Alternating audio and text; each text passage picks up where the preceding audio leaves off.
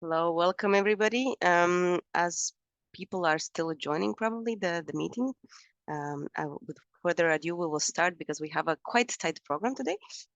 So welcome to the last webinar, the third webinar in the series Navigating the Future of Land Monitoring. My name is Ruth Escoinha. I'm from EvenFlow. I will be the overall host, but don't worry, EvoLand is a project that is brought by 11 partners and many of them will present what they've been working on today. The aim of today is to showcase the prototypes and to gather your feedback. So yeah, interactivity is part of it, and that's why it's a Zoom meeting. During questions as well, don't hesitate to write the questions in the chat, but as well to open your microphone if you prefer, and as well use Mentimeter when it's required.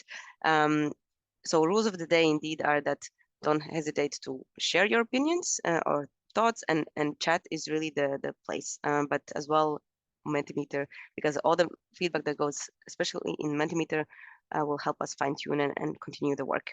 The webinar is recorded, as were the webinars that we started with on Monday on agriculture and forests. All the recordings and slides will be available towards the end of the week. So yeah, those are the main rules. And now while we go through the agenda, you could see that there's Mentimeter code there and a link, so you can scan it through your phone or on your laptop and use it throughout the sessions of now at 2 and at 3. So we're starting. We'll start with introducing EvoLand, the project as such. There will be 2 parts, the urban part starting now, and later on around 2:50, we estimate, we will go with the water and general land cover. There will be a very brief break in between. Before every domain, we will present an introduction where we will present the policy and user needs background that we have gathered in the project until now. And then we will have detailed presentations of 1 or 2 prototype candidates, each followed by a few questions to you. So indeed, while we get started, the next one, the first question is, yeah, indeed, what are your organization's links to land monitoring? And you could answer any of the following.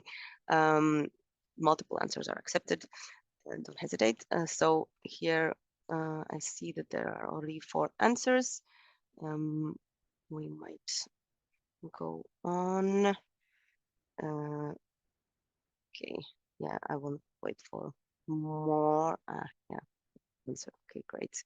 We have some EO experts, so that's great for the technical questions we've prepared. So, and then the other one is about the, let's say, your feedback. That in case you're happy with providing feedback, not anonymously, because usually Mentimeter would do this anonymously, don't hesitate to leave your name and or email address.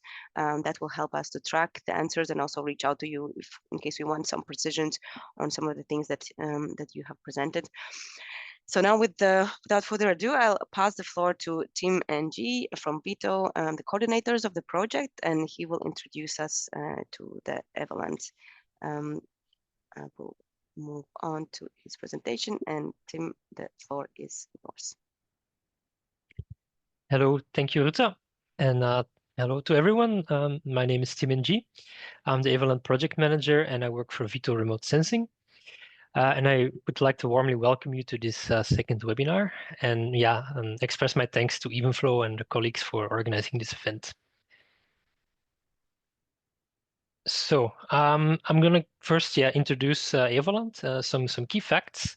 So EvoLand is a Horizon Europe funded project which runs for 36 months. So we started in January 2023 and the project will end in December 2025. So we are now going to our 3rd year of the project. Our goal is to enhance the quality and efficiency of the Copernicus land monitoring services. So we are working on the evolution of the CLMS, and this is done by developing new methods and product chains. We aim to preserve the continuity of the CLMS and keep the service modern and attractive. And also keep in mind that this is aligned to the EU policy needs. If you look at the consortium, we have 2 Belgian partners, Vito as Leeds and EvenFlow. We have 4 French partners, CLS, CNES, CESBio, and the University of Toulouse. 2 German partners, GAF, DLR, two Austrian partners, UNAM Research and IASA, and one Slovenian partner, Synergize. Now, EvoLand at a glance. So we have this nice illustration here, which illustrates kind of the workflow. The colorful lines are different work packages, and they are spread over time. And you see when they are active. So as you can see, we follow an iterative process with two development cycles, phase 1 and phase 2. And we started in phase 1 with a collection of the user requirements, and these were collected from the entrusted entities, being EA and JRC. We also then made links to policy, data, and infrastructure there. And these were then the foundation and the building blocks that were fed into the method development and the development of the prototypes. So this is the yellow and the green line you see there, and those two work packages are very interconnected. Then later on, the blue line started, which is the operationalization, where we then do another round of stakeholder consultations, present our intermediate results, and then do a service rollout analysis. And then the whole cycle repeats in phase 2, where the requirements are updated, and then the work packages start again implementing changes and the phase 2 evolution of the prototypes and the methods. And as you can see here on the figure, we will have public results available by the end of next year, and then the prototypes will be made available. So a quick overview of the different methods. So we are working on many different methods, and we group them in different categories. So we have novel IT, where we are working mainly with cloud computing. So we are trying to implement different methods and prototypes at the Copernicus data space ecosystem, and we are also using OpenAO. We have the novel EO data, where we are testing new sensors and upcoming missions, and the novel in situ data, where we are compiling existing in situ data sources, filling in the gaps, and we also developed a tool for automated training data generation. Going on the right-hand side, we have artificial intelligence and data fusion. Here we mainly focus on weakly supervised learning, so we are testing generic and physics-informed embeddings, and improved spatial, temporal, and spectral resolution. So things like single image super resolution. For continuous monitoring, we focus on change detection, where we do time series modeling and AI methods, and also continuous mapping of land surface categories. For biomass mapping, we work on forest biomass. We are looking at above ground woody biomass and forest canopy height. And we also are working on grassland, cropland gross primary production. So this today we will maybe not really go into depth, but these methods are behind the prototypes that we're going to present today. Then a quick overview of the prototypes. So we work in 5 different domains: agriculture, where we do cover crop type mapping, croplands and grassland GPP, small landscape feature mapping. For forest, we do continuous forest monitoring, forest disturbance mapping, and forest biomass mapping. For urban, we are working on continuous imperviousness monitoring and automated land use mapping. Water bodies, we do improved water bodies mapping. And finally, for general land cover, we work on on-demand land cover mapping and continuous mapping of land surface categories. So for today, we are going to present you the urban, the water, and the general land cover prototypes. And that's it for me for today. I would like to thank you for your attention, and I would like to give the word, I think, to Phil now. Thank you. Okay, thank you, Tim. So if we could move the slide on, please. So just before we dive into the urban, just a few words about the feedback that we've already received. As Tim says, this is the second time that we've done an interaction with users. We did one at the start of last year, right at the start of the project, where we asked them for their feedback on the existing CLMS products and where they felt that it needed to be evolve in order to meet policy needs. Obviously, this is not everything that could be asked. There's a lot of things that urban policies require that are not covered here, but these are the ones that we've focused on. So an obvious one, which is actually coming anyway through CLMS, is to improve the frequency of the updates to the Urban Atlas. But then there's also a need to extend this to cover both urban but also suburban areas with an increased resolution, probably around 10 meters. There is a need for more precise products in order to detect changes. And in addition, it's not always enough just to say urban or not urban. We want to know what exactly is there within these urban ecosystems. And there was also the need to define a bit better what different types of urban ecosystem or urban landscape were there. Now, I don't want to pretend that all of these are just EvoLand. This is, in many cases, things that CLMS is already addressing, but it's feedback that we wanted to take into account. Based on this, we've made 2 prototypes to prioritize, one around continuous imperviousness mapping and one around automated land use mapping of urban dynamics. Although these are tailored for urban, you can actually see that they address other policy needs around LULUCF, biodiversity, soil, water. So they are quite an important set of prototypes. With that introduction, I'm going to go quiet for a while and I'm going to pass you over to Alexander Pennick from CLS, who is going to present you with these 2 prototypes. Okay, thank you, Phil, and good afternoon, everyone. Yes, my name is Alexander Pennick. I'm a product officer at CLS, and now I will take a few minutes to present the implementation of the continuous imperviousness monitoring prototype within the frame of EvoLand.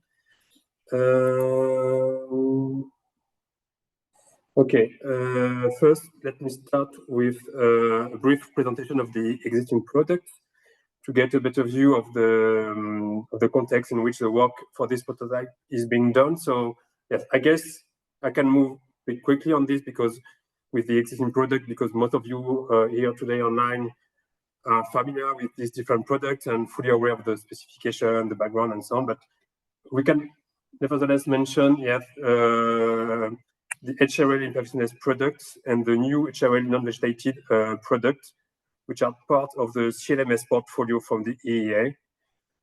Not strictly part of the CLMS, but it also was highlighting the global human settlement layer from the GRC in the framework of the Copernicus emergency service.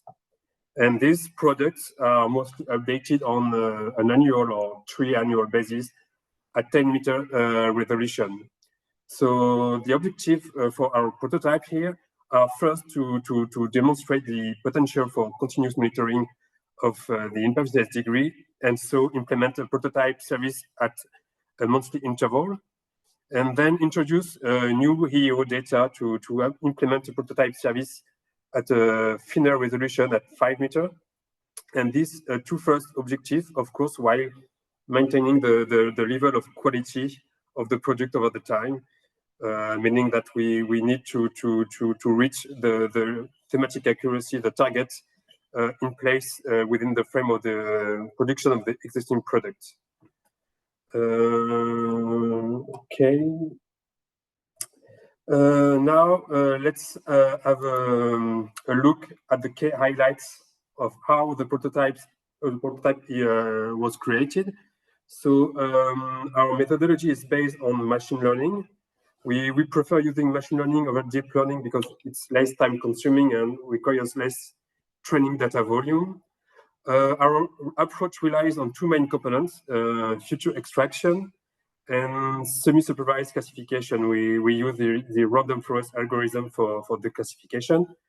And we also use Sentinel 2 data upscale to 5 meters using the super resolution techniques developed in the project in the work package 2. And yeah, our approach process also involves single image classification. This allows for continuous monitoring, and also it involves post-processing to ensure the temporal consistency over the full time series. Yes.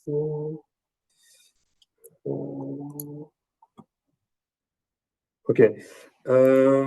Now, the level of improvement brought by the current prototype is what makes the differences with the existing products. So we can highlight first, of course, the thinnest resolution with 5 meters and the continuous monitoring. Actually, we are working on a 6-month period, but yeah, the monthly interval is will be tested in in phase 2.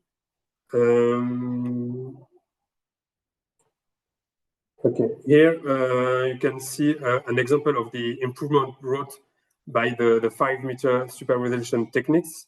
On the top right is the HRL 2018 with a resolution of 10 meters.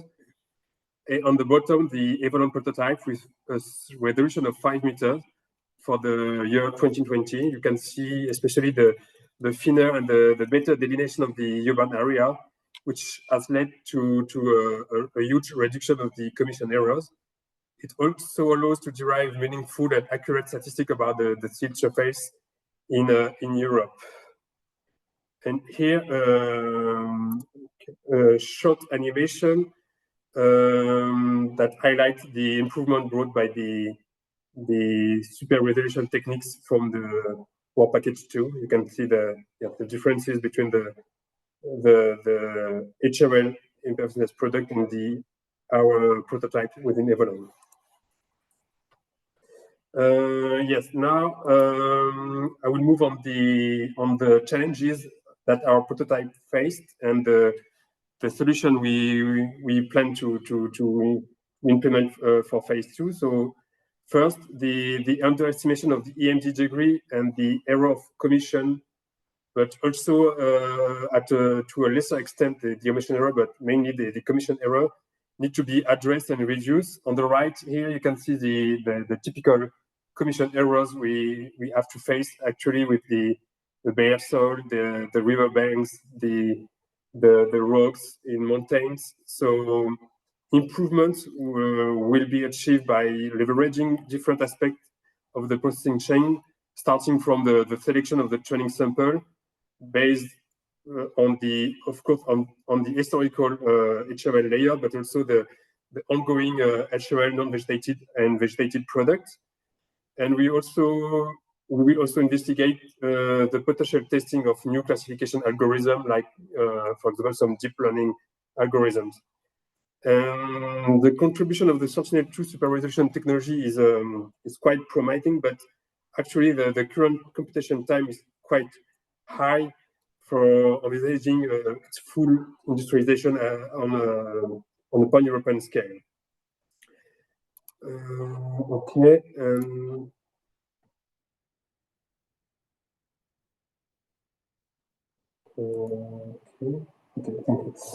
To conclude this presentation, I will take a few moments to discuss the perspective for phase 2. So phase 2 will provide an opportunity to expand the technical specification to an even greater extent to fulfill the user requirements, with, for example, the improvement of the timeliness of the service with the monthly time interval foreseen, but also the integration of the change layers. And further contribution of the War Package 2 and other prototypes are also planned. We will investigate if there is any potential for integrating the capabilities and technologies implemented in the War Package 2 into our prototype. And synergies with the other urban prototypes, C9, will be investigated to characterize the changes. And finally, we will assess cost and time linked to the pre-processing of the Sentinel-2 super resolution, and we will also assess the potential for area statistical issue in the context of the improvement from 10 to 5 meters spatial resolution that may present certain technical challenges, the same challenges that the one HRL EMD product faced when moving from 20 to 10 meters in 2018. Yeah. And that's conclude my presentation. And now I think we will move to the question parts. And I will probably leave the floor, I don't know, to Phil.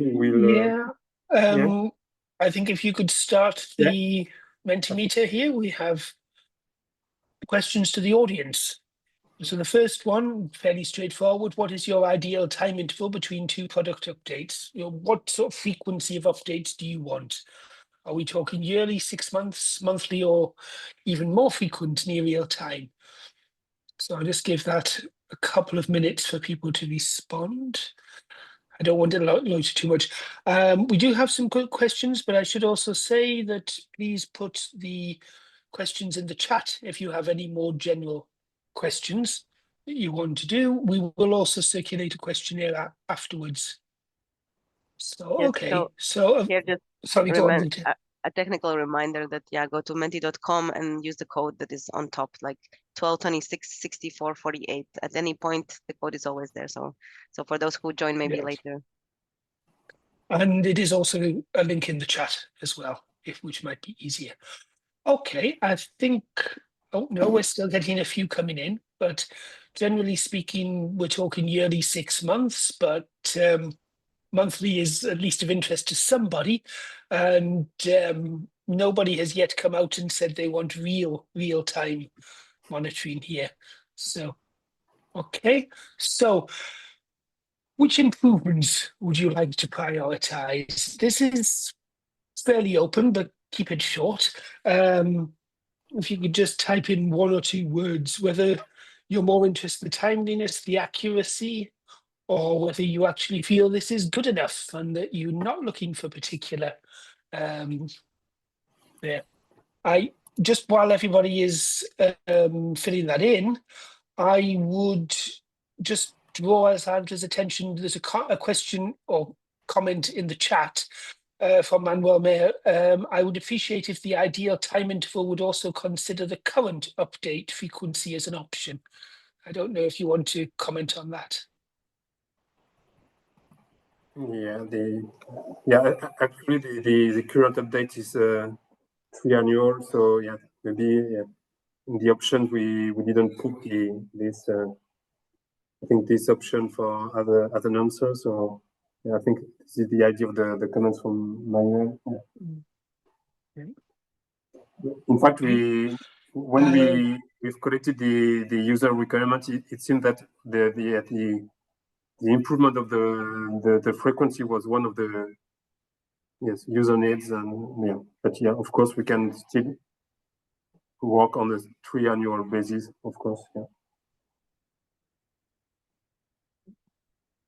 Okay. So in terms of improvements, I see accuracy, really there. But also it's discrimination between artificial and other bare surfaces. But I'm not sure, maybe that's a question to you, how much you already distinguish between artificial and other bare surfaces. Yeah, I think it was a bit mentioned during the presentation, but we are still facing some technical challenges differentiating with the discrimination between artificial and bare surfaces.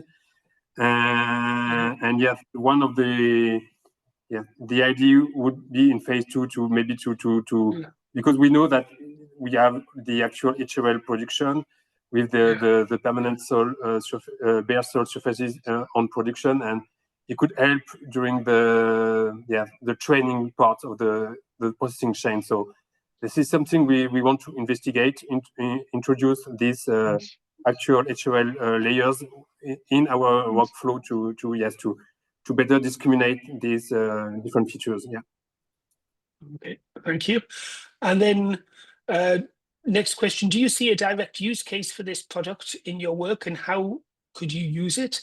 Again, I realize this is, we don't have much time here, so I'm not expecting anybody to write an essay, but just 1 or 2 words, and then maybe we can also follow this up more directly if you're interested. So, As well as this is the last question of this prototype. It will also stay open. We can also move on in case. Yeah, maybe let's do that. Maybe let's leave this open for people to answer in their own time, and then we move on to the next prototype around the automated land use mapping of urban dynamics. Even Johan, I'm not actually sure which one of you is going first on this. Yes, I'm going first. Okay, so hello everyone. So we are Johan and Yves from CLS, and today we are happy to share with you our work on the C9 prototype called Automated Land Use Mapping of Urban Dynamics.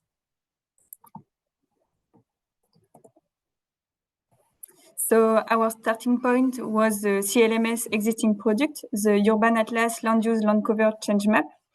So a layer of the Urban Atlas product that represents land cover and land use changes between two time periods. And currently this product is manually produced every 3 years using visual analysis. So our main goal here is to demonstrate the potential of automating both the detection and the characterization of changes. So to achieve this, we've developed a full processing chain. The first step is to calculate a change index for each pixel by comparing reflectance values between images taken on 2 different dates. Then we apply an exclusion mask, which filters out non-urban variation, ensuring we focus only on the relevant changes. For the pixels that show a strong change index, we assign high-level change classes, and on top of that, we also calculate the confidence index for each pixel to indicate how likely it is to represent a true change. This confidence is based on whether the change is observed across multiple months. And compared to the current product, this approach moves from manual to automatic detection and characterization of change polygons. So this allows us to reduce the production frequency from 3 years to 1 year. And additionally, the tool uses Sentinel imagery.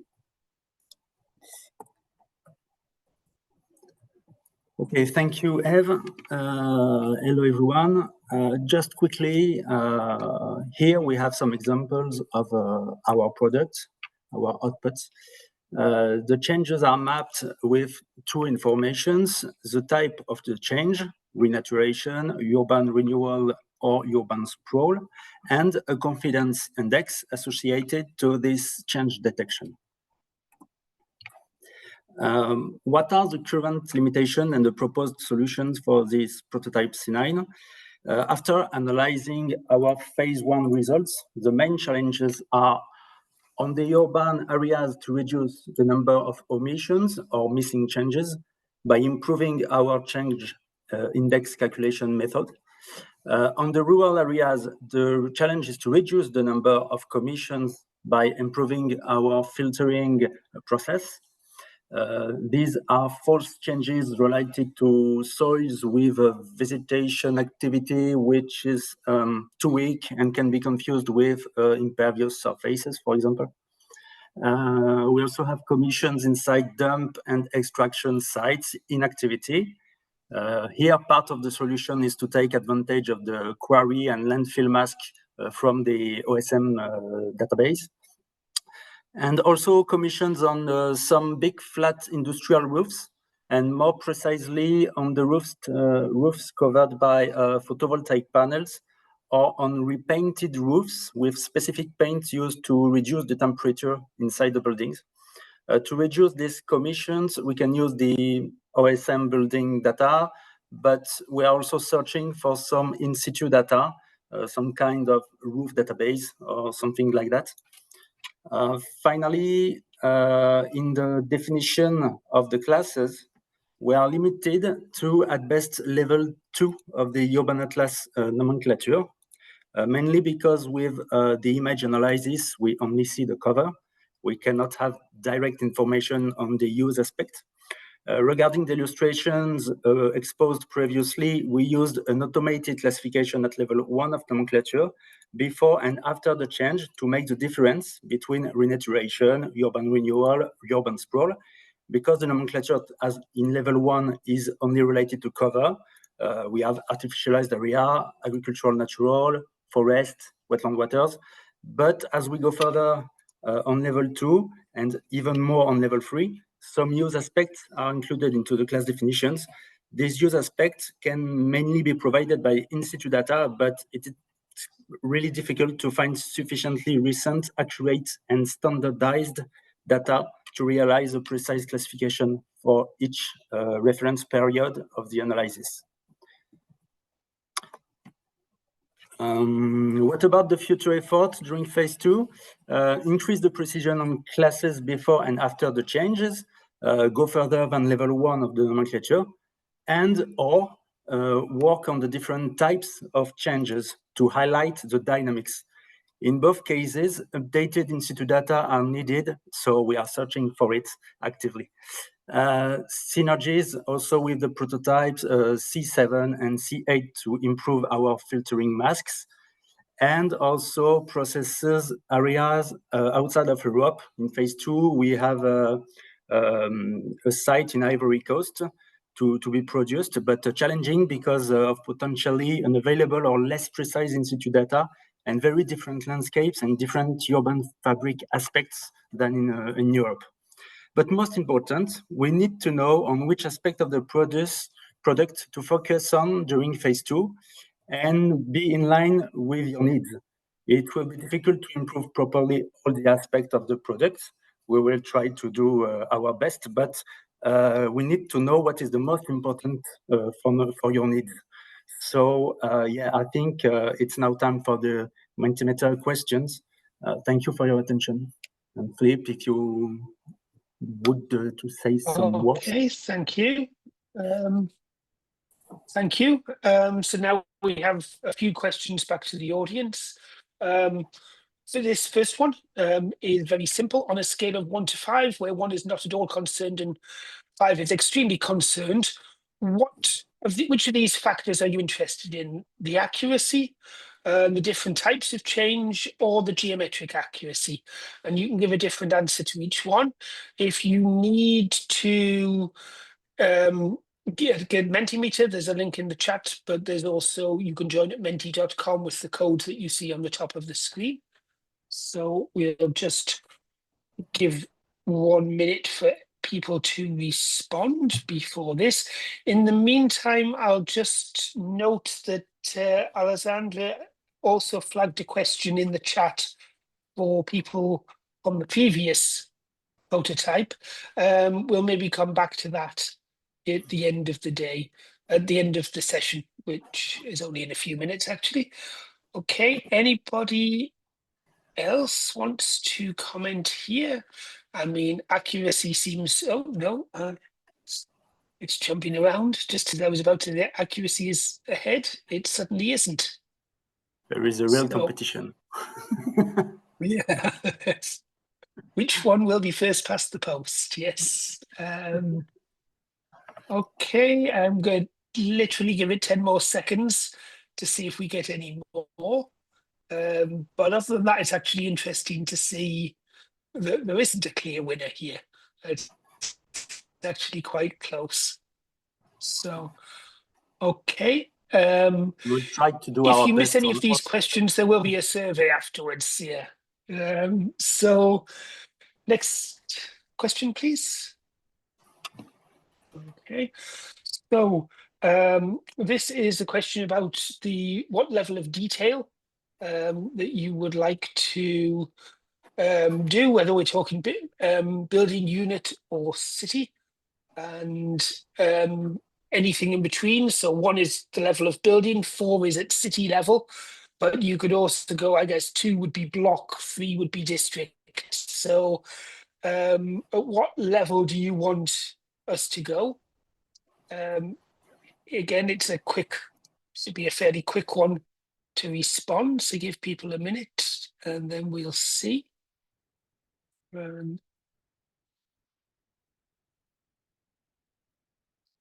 Okay, city.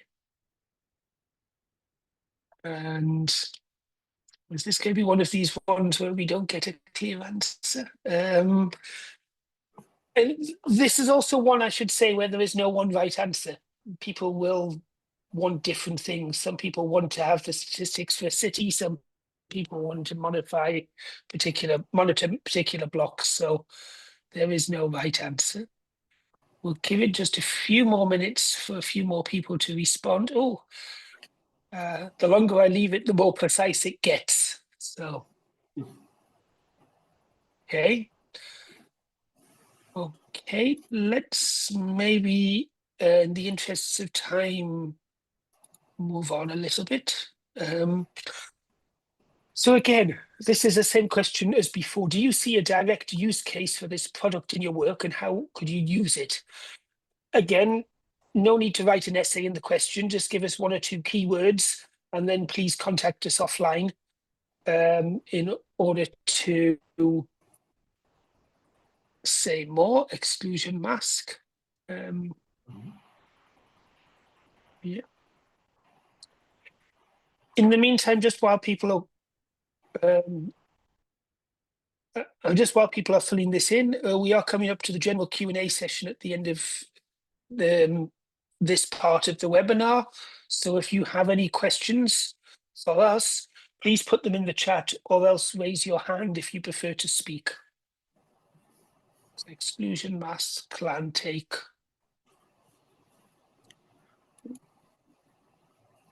Okay.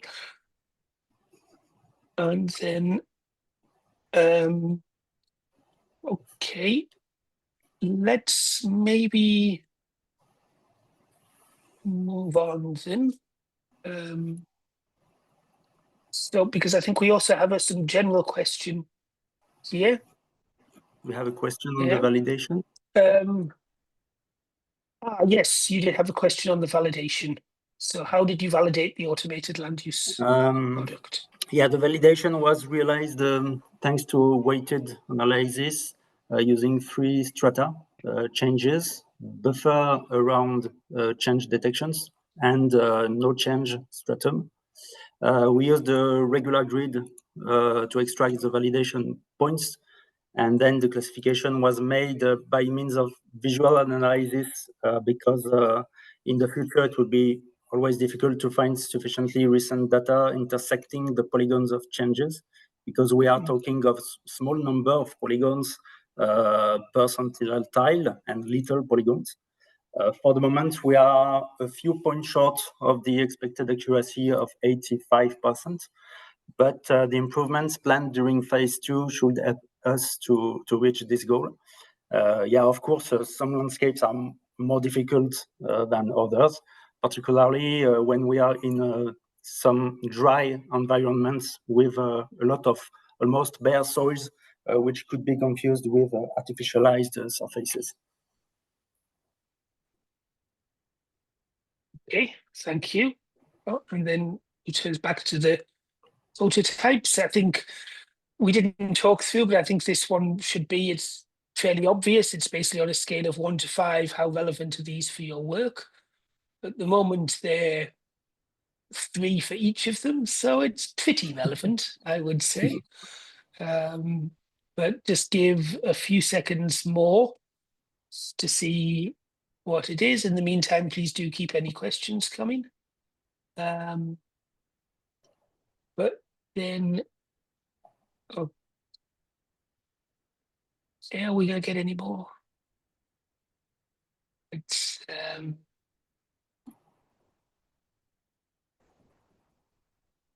okay. I actually see some changes. Oh yeah, now it's coming through. Okay, so interesting that the continuous imperviousness seems to be a much more direct use than the automated land use. Okay, let's move on.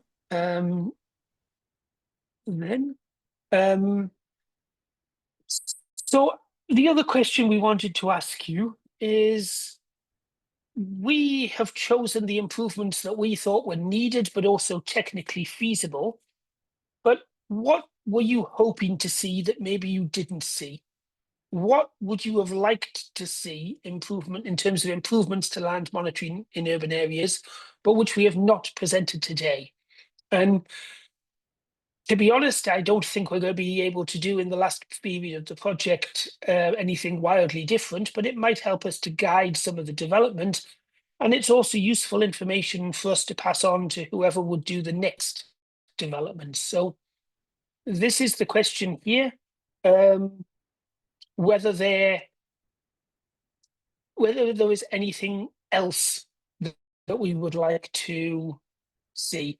Building height, that's not a particular surprise. In urban green space is another one. If anybody from CLS would like to comment on any of these as well, and give your thoughts, please do so.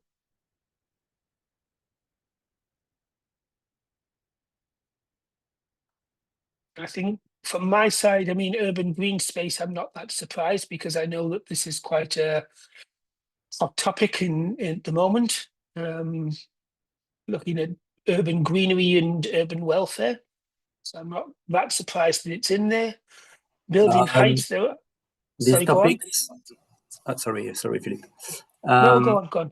These topics are part of the Urban Atlas product. Yeah, of course. The building height and also a better mapping of the urban green space. Regarding the actual Urban Atlas production, this is a topic for better mapping of the urban green space. Here, with this EvoLand prototype, we are focusing on really the artificialized area. So we will try to highlight these green urban areas if we can detect some new green urban areas, but it should be quite difficult. But we will try to focus on this type of land use. And regarding the building height, I think it's probably more for Alex, but not for us because we don't have this aspect in the product. You don't have Definitely in Urban Atlas. Yes, in Urban Atlas also. We have in Urban Atlas there is a product, it's a specific product, specific delivery of the building heights on some core urban areas. So it will come by I think at the end of this summer, maybe September or October, there will be a new version of the Urban Atlas for 2021 reference year. So yeah, it will come, but not directly in EvoLand, but in Urban Atlas, it's a product that will come. Okay, thank you. So I don't see any more inputs to that particular Menti question. Ruta, I believe that was the last question. So the floor is open to the floor is open for questions. If anybody has any questions to ask, if not, you get a full extra 2 minutes for a break before the next one. So does anybody have any questions? One thing I would like to remind you is to put in your name and email if you're willing for us to associate your answers to your name. It won't be published, it will just be for us. But if you are interested in following up with more details or having a more detailed discussion, it would be very useful if you could leave us your name and email. So if I don't see any more questions in the chat, then I will pass back to Ruta.